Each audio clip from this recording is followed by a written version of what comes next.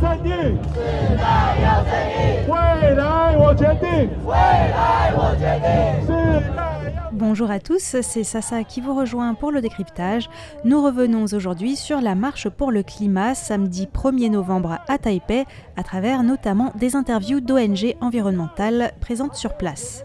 Juste avant la COP30 au Brésil, et alors que la 7e limite planétaire sur 9, l'acidification des océans, a dépassé un seuil critique, la société civile taïwanaise s'est donc mobilisée dans les rues commerçantes du quartier de Xinyi. Plusieurs centaines de personnes ont participé à cette marche pour le climat et ont pu ensuite assister à des conférences ou rencontrer les militants d'ONG qui avaient installé leur stand sur le parvis de la mairie dans une ambiance conviviale. Cette année, 20 ans après la première marche pour le climat organisée à Taïwan, c'est la première fois qu'une telle manifestation se déroule alors que Taïwan n'utilise plus d'énergie nucléaire puisque le dernier réacteur a été mis à l'arrêt en mai dernier. Maintenir la sortie du nucléaire fait consensus au sein des 10 ONG organisatrices. Celles-ci ont été rejointes par plus de 70 autres organisations de divers secteurs pour cet événement dans un esprit de convergence des luttes, des ONG environnementales bien sûr, mais aussi pour les droits des travailleurs, des personnes LGBT, des femmes, des autochtones, des enfants, des associations mobilisées pour la cause palestinienne, etc. Alors que selon les Nations Unies, les engagements des différents États ne permettront pas à l'heure actuelle de rester sous un réchauffement de 1,5 degré, les ONG estiment que les efforts du gouvernement taïwanais ne sont pas non plus suffisants pour atteindre l'objectif qu'il s'est fixé de neutralité carbone nette en 2050. Le centre de recherche Taiwan Climate Action Network appelle ainsi le gouvernement à augmenter son objectif intermédiaire de réduction des émissions en passant de 38 à 52% d'ici à 2035.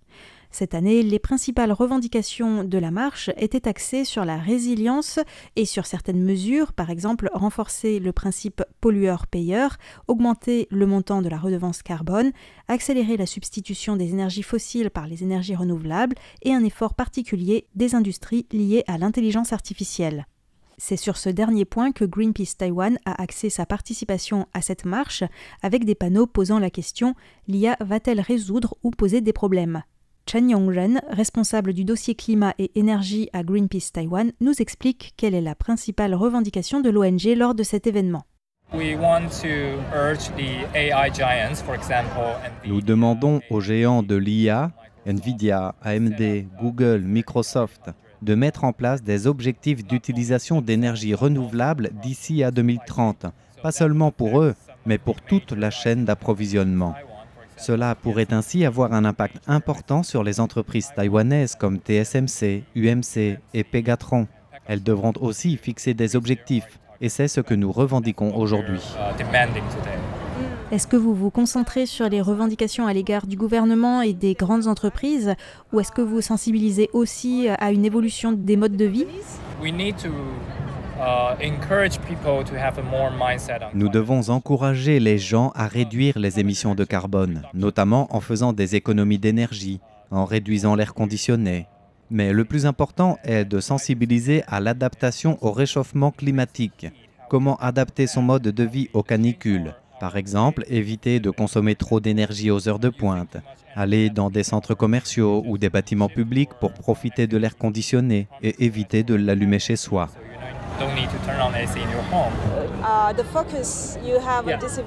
Vous mettez l'accent sur l'IA lors de cette marche.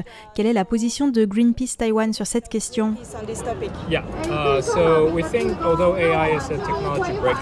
Nous pensons que, bien que l'IA représente une percée technologique permettant des gains de performance énergétique pour certains usages, ces industries font augmenter les besoins énergétiques de toute la chaîne d'approvisionnement, en particulier pour la fabrication des semi-conducteurs qui est très concentrée en Asie de l'Est, notamment à Taïwan avec l'entreprise TSMC.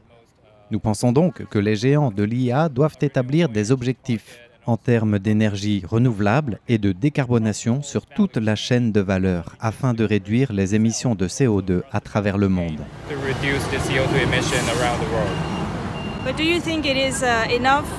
Est-ce que l'utilisation d'énergie renouvelable suffira à régler les problèmes ? Il n'y a pas aussi d'autres problèmes, par exemple l'extraction croissante de minerais qui causent aussi des dégâts environnementaux ?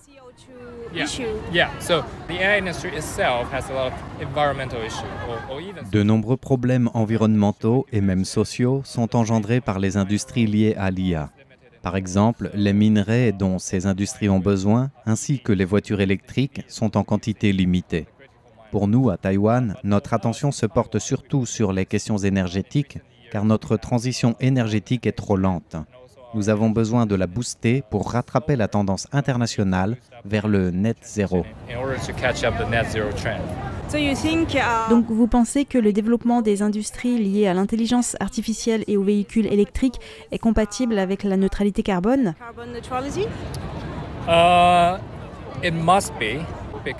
Ça devra l'être, car pour arriver à la neutralité carbone nette, nous avons besoin d'améliorer l'efficacité énergétique et en même temps de contrôler la croissance débridée de la consommation.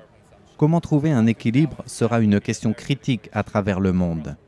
Et à Taïwan, ce sera particulièrement critique parce que si nous ne nous tournons pas davantage vers les énergies renouvelables, nous resterons dépendants des énergies fossiles. Le gouvernement devrait donc restreindre les importations d'énergie fossile et mettre en place des réglementations plus favorables aux énergies renouvelables.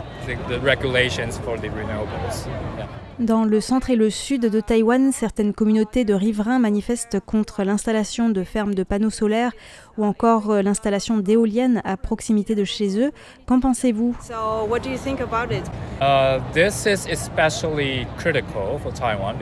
C'est particulièrement crucial pour Taïwan en raison de la rareté des terres disponibles. Donc, nous pensons qu'il faut donner la priorité aux panneaux solaires sur les toits des bâtiments dans les zones urbaines pour réduire la pression sur les terres. En ce qui concerne l'installation de larges fermes de panneaux solaires, le gouvernement devrait aussi renforcer la réglementation sur l'impact environnemental et social. Par ailleurs, à Taïwan, l'installation de panneaux solaires est un secteur dominé par les entreprises. Donc il faudrait davantage impliquer les communautés locales, les agriculteurs et les pêcheurs pour trouver des solutions qui satisfassent tout le monde. Et dans le cas de l'agrivoltaïque et de l'aquavoltaïque, il faut s'assurer que l'installation de panneaux solaires ne remet pas en cause les activités agricoles ou d'aquaculture, que cela puisse se faire en même temps. Le gouvernement devrait améliorer la réglementation dans ces domaines.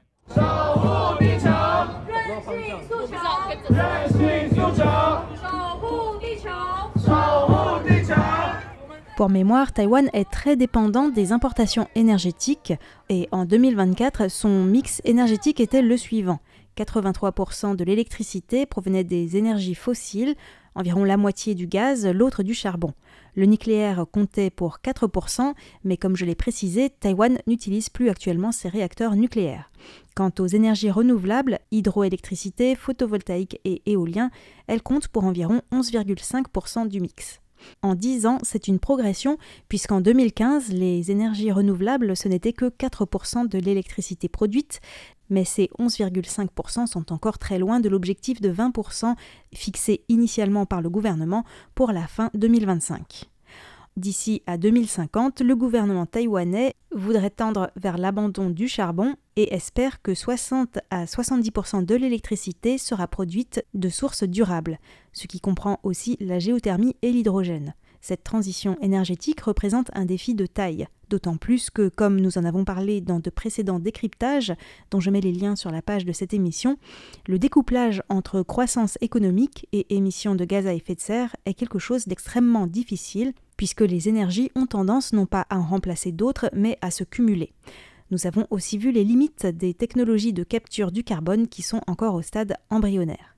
Malgré tout, Gao Ruping, fondatrice et secrétaire générale de l'Alliance taïwanaise pour les énergies renouvelables, TRENA, est plutôt optimiste. Il y a plusieurs types d'énergie renouvelables. En ce qui concerne les éoliens offshore, de 2016 à aujourd'hui, Taïwan a déjà installé une capacité de 3,5 gigawatts et d'ici à 2026, devrait arriver à 5 gigawatts. À cela s'ajoutent des éoliens terrestres. En ce qui concerne les panneaux photovoltaïques, Taïwan a déjà installé une capacité de 10 gigawatts sur les toits. Quant aux panneaux terrestres, ils produisent 5 gigawatts. Taïwan produit donc 2 fois plus d'électricité grâce aux panneaux solaires sur les toits qu'au sol. Nous n'encourageons pas des fermes solaires d'une trop grande surface au sol, car cela affecte l'accès à la terre. En plus, il y a encore une très grande marge de progression pour installer des panneaux sur les toits dans les villes comme Taipei. Pour les panneaux solaires au sol, nous soutenons plutôt l'agrivoltaïsme, l'aquavoltaïsme et l'installation de panneaux sur les réservoirs des barrages. Pour Gao Zhuping, le développement de l'éolien et du solaire à Taïwan est aussi une question de sécurité nationale, car il faut tenir compte du facteur chinois.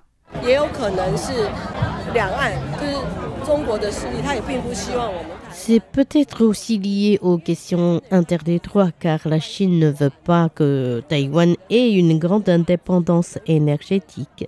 Si Taïwan développe beaucoup d'énergie renouvelable en cas de guerre, nous aurons moins de problèmes car nous serons plus autonomes. En cas de blocus de la Chine sur Taïwan, si nous sommes très dépendants des importations énergétiques, elle gagnerait facilement. Donc je pense que le développement des énergies renouvelables est aussi une question de sécurité nationale. J'ai aussi interviewé lors de cet événement Chen Tingyu de la Fondation pour la justice environnementale. Sur son stand, cette ONG mettait en avant la question des fonds de pension. Chen Tingyu nous explique.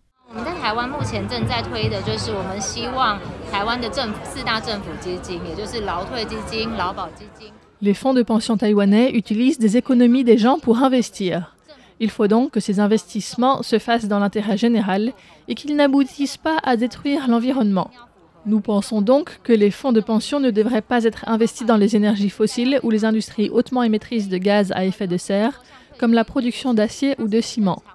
Pour l'instant, les fonds de pension taïwanais ont mis en place quelques normes ESG, mais c'est largement insuffisant. Nous considérons que ce n'est pas cohérent avec l'objectif national d'atteindre la neutralité carbone d'ici à 2050. En plus, ces investissements ne sont pas transparents du tout. Les gens ne savent pas où va l'argent qu'ils mettent de côté pour leur retraite. Ils ne savent pas non plus si cet argent est investi dans des entreprises qui ont un impact négatif sur l'environnement. Ces fonds de retraite doivent être plus transparents. Nous espérons aussi qu'ils s'aligneront sur l'objectif net zéro d'ici à 2050 et qu'ils deviendront des acteurs actifs en ce sens.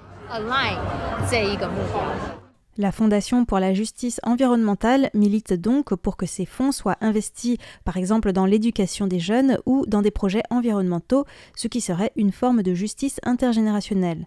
En outre, Chen Tingyu rappelle qu'actuellement, l'opacité de la gestion des fonds de pension et le fait qu'ils peuvent investir dans les énergies fossiles présentent aussi un risque financier. Si une redevance élevée est imposée aux entreprises émettrices de CO2 ou que le changement climatique entraîne de plus en plus de catastrophes naturelles, ce coût serait répercuté et pourrait mettre en péril les économies des Taïwanais.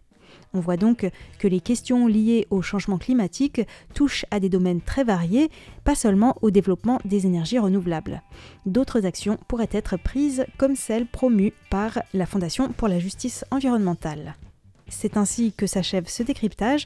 N'hésitez pas à vous rendre sur notre site internet pour retrouver une petite vidéo qui vous donnera une idée de l'ambiance sur place ce jour-là, ainsi que des liens vers des émissions de RTI qui vous permettront d'approfondir le sujet. C'était ça pour RTI. Merci de votre écoute.